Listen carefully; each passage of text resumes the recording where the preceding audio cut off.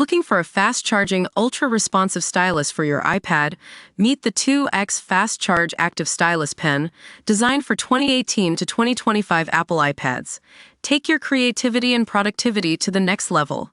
Click the link in the video description to shop now on Amazon. Welcome back to Qerra, where we dive into the world of football and uncover all the drama and excitement of the beautiful game. Today, we're talking about a major shakeup in the power rankings, and it's going to be a wild ride.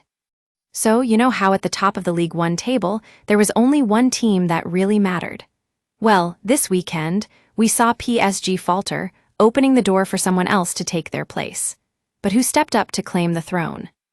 It's AC Milan, folks. The Rossoneri have been on a fire, winning 4 games in a row across all competitions. They've got one of the best expected goal differences in Europe, and they're looking sharp. With Max Allegri back at the helm, they're starting to look like contenders for the top spot. But wait, what about Napoli? The old lady was sitting pretty in 7th place just last week, but consecutive draws have put their momentum on hold.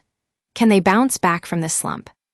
Meanwhile, Tottenham is still holding strong at number 9, thanks to an impressive comeback against Brighton and a comfortable win over Doncaster Rovers.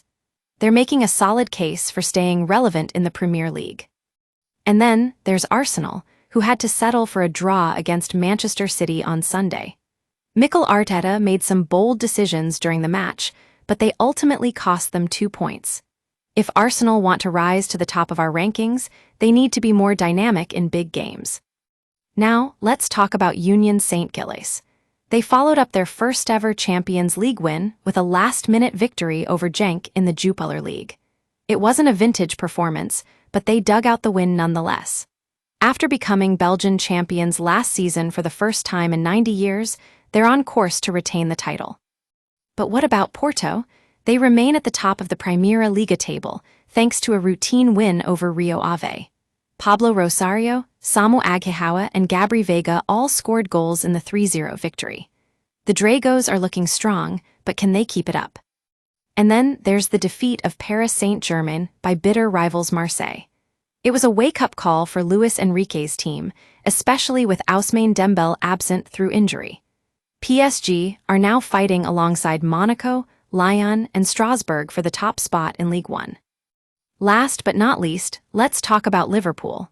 They're still on a perfect start to the new campaign, but they've been making it hard on themselves.